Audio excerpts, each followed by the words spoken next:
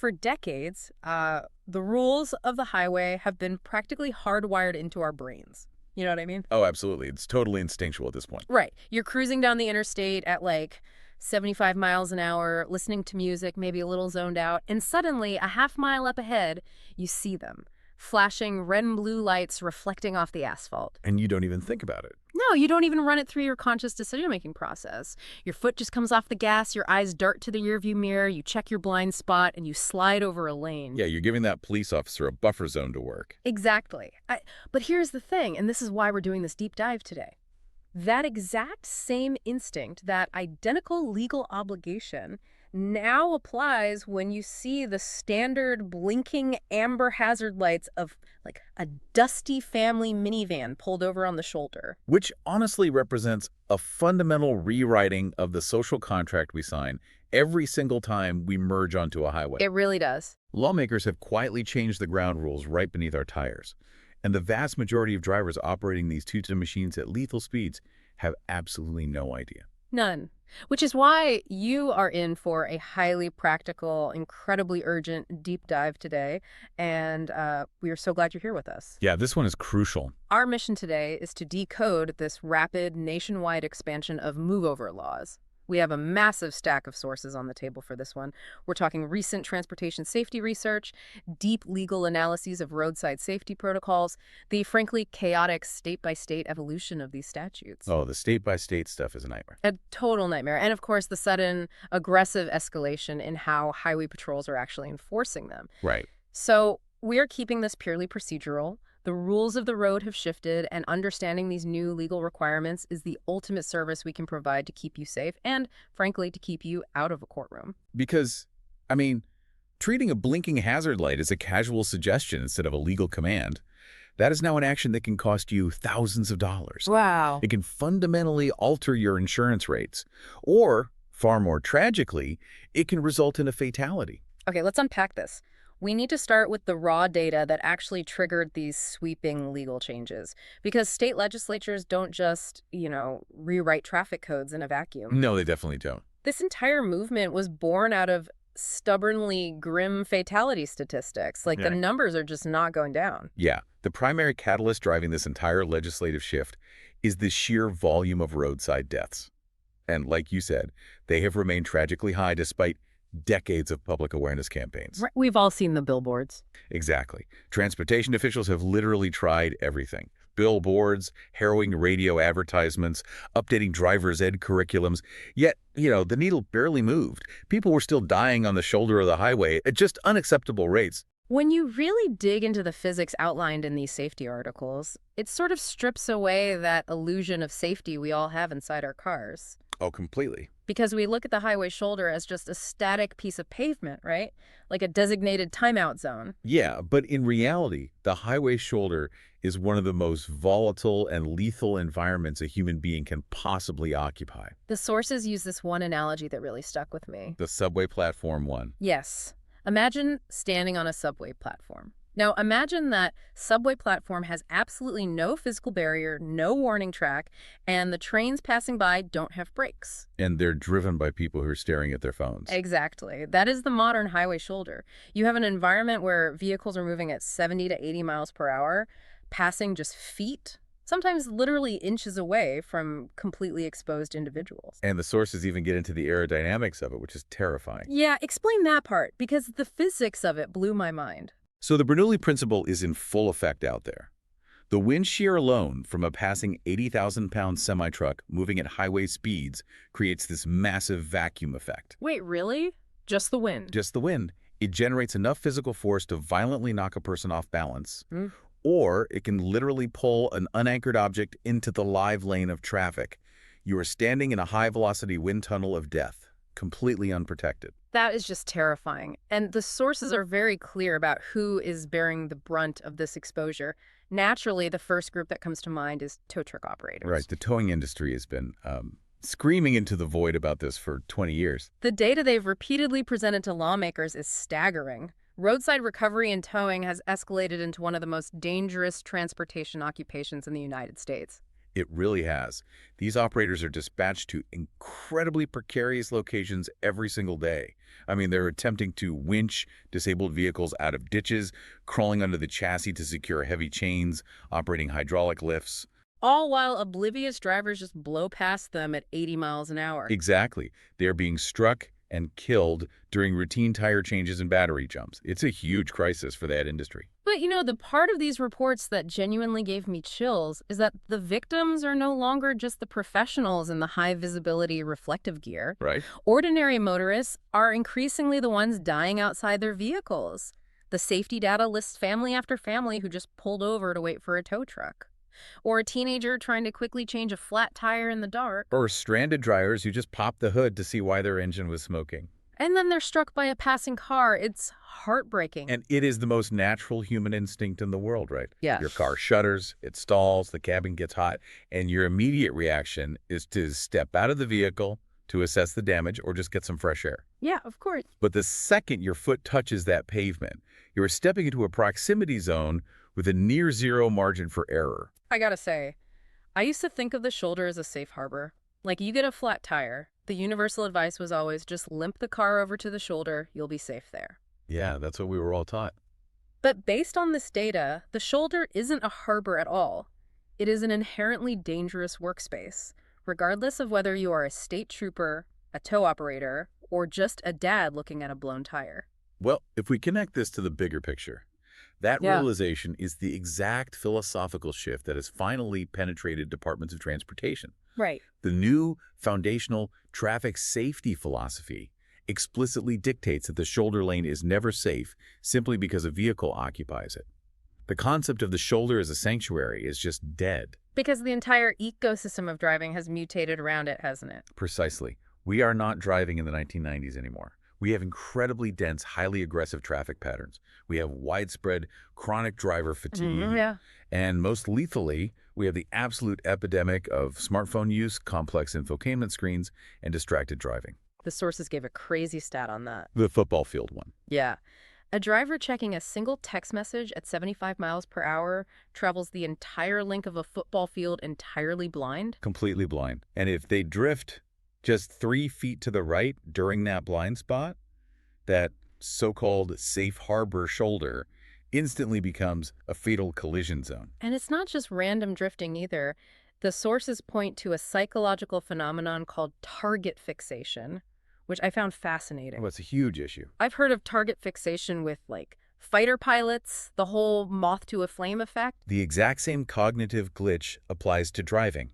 When humans are driving at night, especially when they're fatigued or impaired, their hands subconsciously steer the wheel toward whatever their eyes are focused on. Wow. So if a distracted driver sees flashing lights on the shoulder, their eyes lock onto those lights, and they inadvertently drift directly into the stopped vehicle. They literally steer right into the danger they're looking at.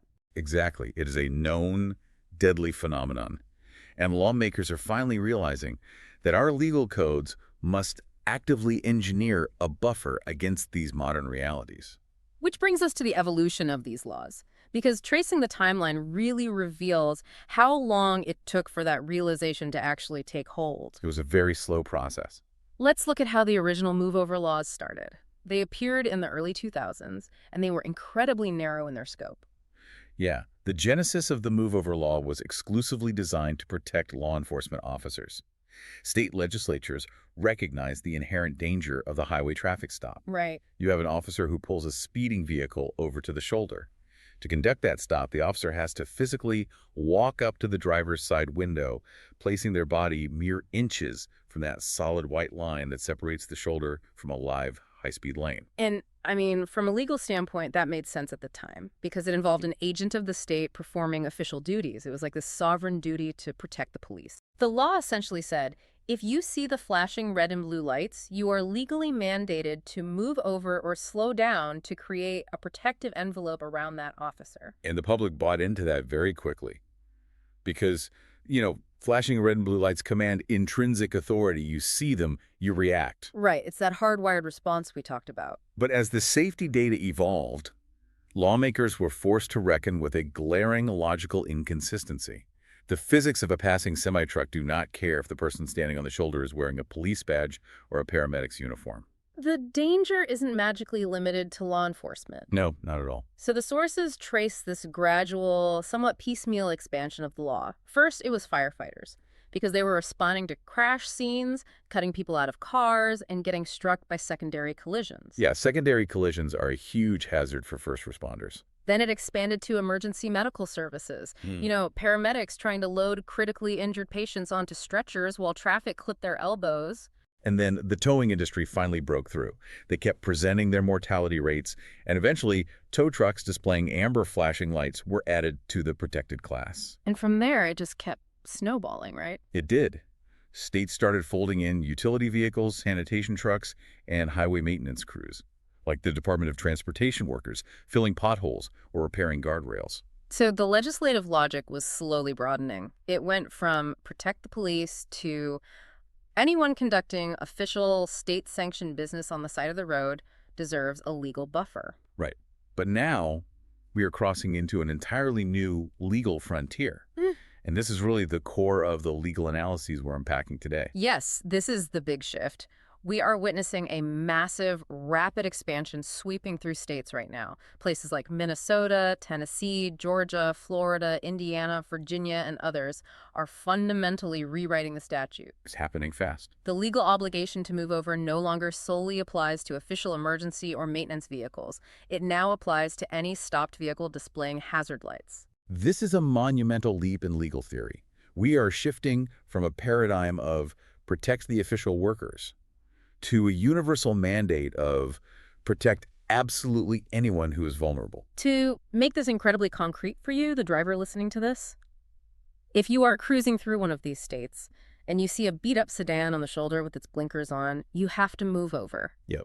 If you see a stranded family waiting for roadside assistance, a stalled Amazon delivery van, a rideshare driver who blew a radiator hose, or just an overheated commuter car, if those amber hazard lights are actively flashing, the move-over law is legally triggered.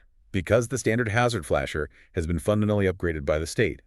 It is no longer just a polite, informal warning that a car is moving slowly. It's a command now. Exactly. It is now a formal, legally binding signal that a human life is at risk on the roadside. And it legally demands a highly specific physical response from approaching traffic. Okay, I have to push back on this, though, because I'm trying to imagine the chaos of real-world driving. Hazard lights can mean a million different things. I mean, people use them as a universal park anywhere button to run into a coffee shop. Of all the time. I've seen people throw their hazards on just because they missed their exit and are confused by their GPS. I've seen them used in heavy rain just to increase visibility. Expanding the law to all hazard lights seems to create a massive amount of cognitive ambiguity for a driver who's moving at highway speeds. Well, the ambiguity argument is actually the primary weapon critics use against these expansions. Yeah. Interstate driving is not some sterile laboratory. It is fluid, chaotic, and heavily congested. Exactly. And when you are moving at 80 miles per hour, you are covering over 117 feet every single second. Right. The cognitive load is just immense.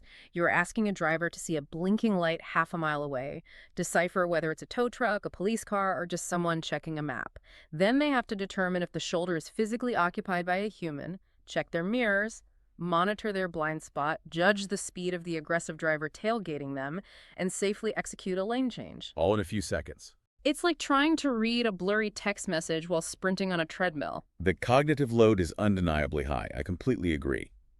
However, the counter-argument from safety advocates and lawmakers, which the legal sources we looked at articulate very powerfully, is that ambiguity is infinitely preferable to fatal exposure. So they are actively choosing to force drivers to deal with the ambiguity. They are. The lawmakers acknowledge that, yes, you might go through the effort of moving over, checking your blind spots, and changing lanes for a vehicle where the driver is actually just sitting safely inside finishing a phone call. Which feels annoying. It does. But consider the alternative. The alternative is assuming it's not a big deal, maintaining your speed in the right lane, and accidentally striking a father who is crouched down in the dark trying to find the jack point under his car. Right.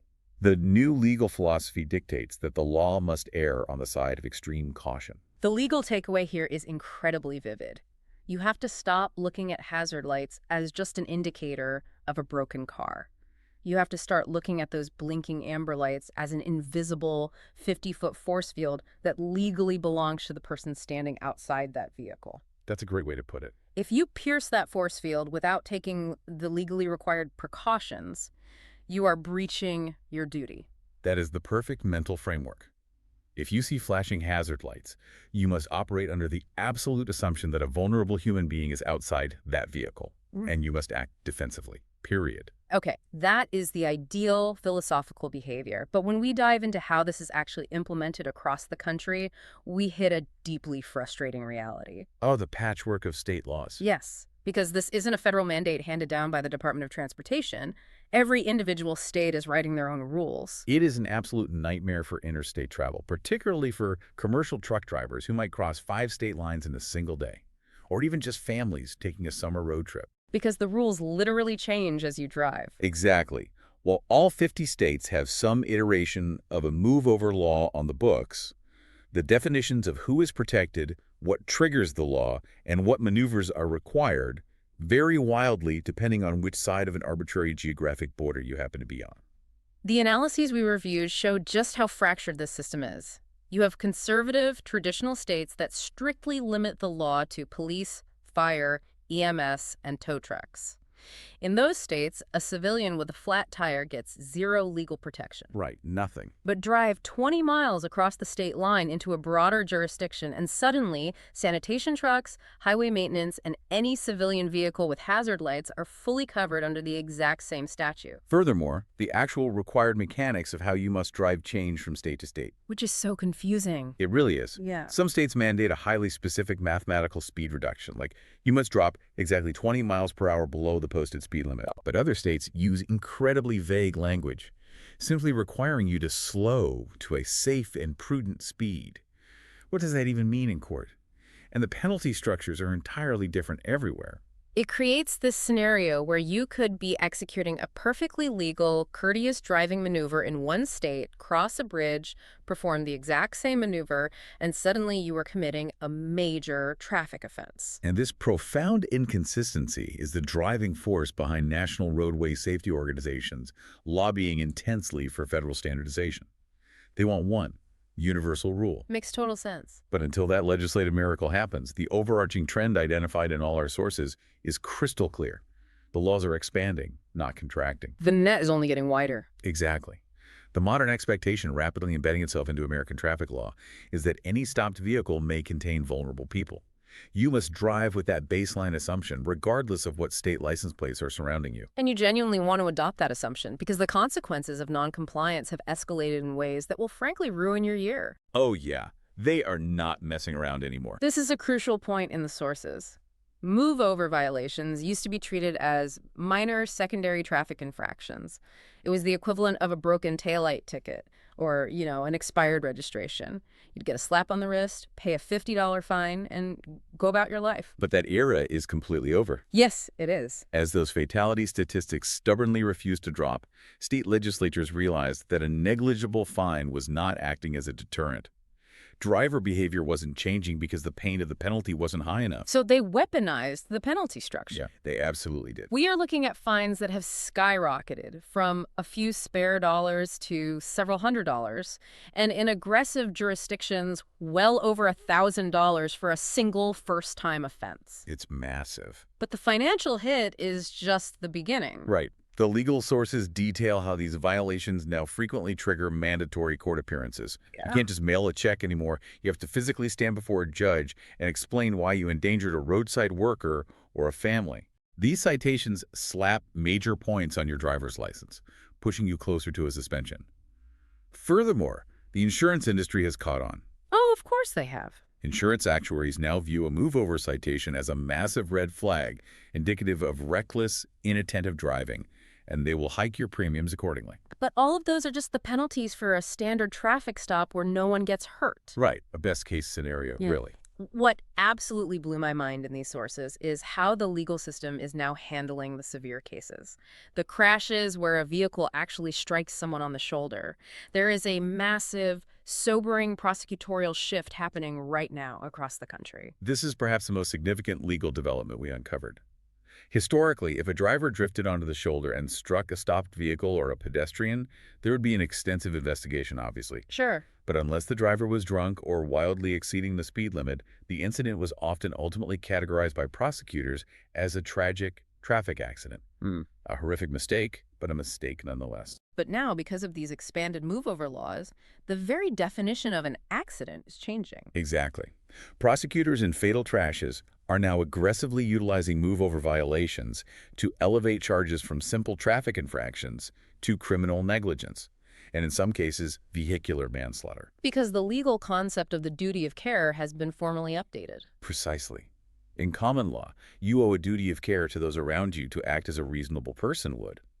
By expanding the move-over law to include all hazard lights, the state has formally codified that duty. Okay, so how does a prosecutor argue that? They basically say, the hazard lights were flashing, therefore the legal duty of care was explicitly triggered. By failing to move over or significantly reduce your speed, you, the driver, actively breached that legally mandated duty. I see. Therefore, the resulting collision is no longer viewed as a tragic accident. It is the direct result of legal negligence. That is huge. The entire framing shifts from "I made a terrible mistake" to "you broke a public safety law and someone died because of it." It crosses that boundary from civil liability right into criminal culpability. Roadside safety has been stripped of its status as a mere courtesy. It is a legally enforced public safety obligation. And this prosecutorial shift is entirely reshaping how law enforcement approaches highway patrol. It used to be that police would only enforce a move-over law reactively, usually at obvious emergency scenes. Like one officer writing a ticket and another sitting a mile up the road pulling over the people who didn't move over. Right. But because the expanded laws now protect any vehicle with hazard lights, the enforcement net has grown exponentially because everyday civilian vehicles break down constantly. Every single minute on every major interstate, someone is sitting on the shoulder with their flashers on. Which means the opportunities for targeted enforcement have widened massively. State highway patrols are no longer waiting for major accidents to enforce the law. No, they're being extremely proactive. The sources outline these coordinated, highly tactical enforcement operations. Highway patrol units will specifically identify a broken-down civilian vehicle or a routine DOT maintenance crew, and they will set up observation posts around it. And they aren't just looking for the binary violation of did you or did you not change lanes. Right. They are monitoring a whole spectrum of driving behaviors. They are clocking whether you adequately reduced your speed. They are watching for aggressive, panicked merging that cuts off other drivers. They're even looking right into your cabin to see if you were distracted by a phone while passing the incident. Which brings up a critical, deeply misunderstood point about compliance. Because as word of these $1,000 fines and targeted stings gets out, it is creating a genuine sense of panic among drivers of what the law actually requires them to do. Yes. Here's where it gets really interesting, and I want to speak directly to you listening right now, because this is perhaps the single most dangerous misconception we found in all the safety literature. There's a widespread, panicky belief that you must always, under every conceivable circumstance, physically change lanes when you see those flashing hazard lights. And acting on that false belief is actively causing secondary accidents. Exactly. A driver sees the flashing amber lights ahead, their brain flashes to the $1,000 fine or the fear of a ticket, they panic, and they jerk the steering wheel to the left without properly checking their blind spot. Cutting off a vehicle moving at 80 miles an hour. And causing a multi-car pileup. But when you read the actual statutory text of these expanded laws, forcing an unsafe lane change is the exact opposite of what the law demands. Nearly every state statute includes highly specific language that acknowledges the physical, unyielding reality of highway driving. Lawmakers know that lane changes are not always safe, and frequently they're physically impossible. I mean, I'm genuinely struggling to picture how this plays out in heavy traffic. Oh, it's a common scenario. Let's say you are in the right-hand lane. Half a mile ahead, a minivan has its hazards on, but to your immediate left is a solid, unbroken wall of 18-wheelers hauling freight. Or maybe it's rush hour in Atlanta and the lanes are packed bumper to bumper. You physically cannot merge left. Right. I'm terrified that if I hit my brakes to slow down for the hazard, the guy tailgating me is going to rear-end me. How on earth does the law expect a driver to thread that needle? Well, the law does not expect you to perform magic, nor does it want you to cause an accident to prevent a hypothetical one. The central legal concept written into these statutes to address that exact scenario is reasonableness under existing traffic conditions. Reasonableness. That kind of takes the panic out of the equation. It is the ultimate legal pressure relief valve. You are absolutely not expected to force an unsafe merge. A panic swerve into an occupied lane is statistically far more dangerous to everyone involved than simply maintaining your current lane position and managing your speed appropriately. So, if you are boxed in and moving over is completely off the table, the law shifts to its secondary requirement. And the transportation agencies we studied have laid out a very precise mechanical sequence they want you to execute. Yes, and it's important to understand this sequence. Let's break this down, not like a boring DMV manual, but looking at the actual physics of what they're asking you to do. Okay, the gold standard, step 1, remains constant. Move over if it is safe to do so. Yeah. If the adjacent lane is clear, activate your turn signal early, execute a smooth, controlled transition, and give the hazard a wide physical berth. But step 2 is where the reasonableness kicks in. If you are boxed in by a wall of trucks, you must slow down substantially. And we're not talking about casually taking your foot off the accelerator for 2 seconds. No, not at all. The sources emphasize slowing down significantly below the posted speed limit. You are trying to reduce your kinetic energy so that if someone does step out from behind that stalled minivan, your braking distance is actually survivable. Right. Step 3 is critical for the flow of traffic. Increase your following distance. If you are tailgating the vehicle in front of you while passing a roadside hazard, you have completely eliminated your own visibility and your reaction time. Because you can't see what's happening ahead. Exactly. If the car in front of you slams on its brakes because someone stepped into the road, you will hit them. You must back off to open up your field of vision. Step 4 deals with the physics of traffic flow. Avoid sudden, violent braking. This goes back to the fear of getting rear-ended. The sources talk about the concertina effect or the accordion effect in highway traffic. Yes, the phantom traffic jam. Exactly. If you slam on your brakes at 75 miles an hour, the car behind you brakes harder, the car behind them brakes even harder, and half a mile back, someone is locked up and skidding into a barricade. The chain reaction. The goal is smooth deceleration. You do not want to surprise the drivers around you. And finally, step 5. Maintain acute, hyper-focused awareness until you are completely clear of the incident zone. So put the phone down. Put the phone down. This is not the time to adjust the air conditioning or glance at your navigation screen. Both hands on the wheel, eyes aggressively scanning the roadside until that hazard is visibly shrinking in your rearview mirror. Okay, so to recap, move over if safe. If not, slow down smoothly, back off, and hyper-focus. That's the formula. And you know who understands the sheer physics of this sequence better than anyone on the road? Commercial truck drivers. The safety analyses make a special point to highlight the massive, terrifying challenges faced by people driving 80,000-pound vehicles. Oh, the laws of physics are exceptionally unforgiving for a fully loaded tractor-trailer. Mass times velocity equals a catastrophic inability to stop quickly. Yeah. A semi-truck cannot stop on a dime, and its articulated nature means it absolutely cannot execute a sudden, sharp lane shift without risking a rollover or a jackknife. They require exponentially longer stopping distances and massive, wide-open merge windows to change lanes safely. So if a passenger car panics at the sight of hazard lights and just cuts off a semi-truck to comply with the move-over law, they're essentially forcing that truck driver into a deadly choice. Yes. Crush the car that just cut them off, or swerve and flip the rig. Because of that physical reality, the national public safety campaigns are subtly but crucially changing their messaging framework. They are shifting away from purely punitive threats like move over or pay a $1,000 fine. And they are heavily pivoting toward the psychology of anticipation. Anticipation over reaction. I like that. Right. The modern training goal is to extend a driver's visual horizon. Instead of looking at the license plate of the car immediately in front of you, you need to be scanning a quarter mile to a half mile down the corridor. Look ahead. If you train your brain to scan further ahead, you will spot those amber hazard lights long before you are right on top of them. And when you spot that invisible force field a half mile away, your physical adjustments can happen gradually. You actually have time to check your mirrors, put your blinker on, find a natural gap in the traffic flow, and slide over smoothly. You eliminate the panic reflex entirely. The ultimate goal of these expanded statutes, the targeted enforcement stings, and all this public messaging is controlled, predictable movement. In the ecosystem of highway driving, panic is the enemy. Predictability is the only thing that saves lives. Let's wrap this up into the core takeaway for the next time you merge onto an interstate.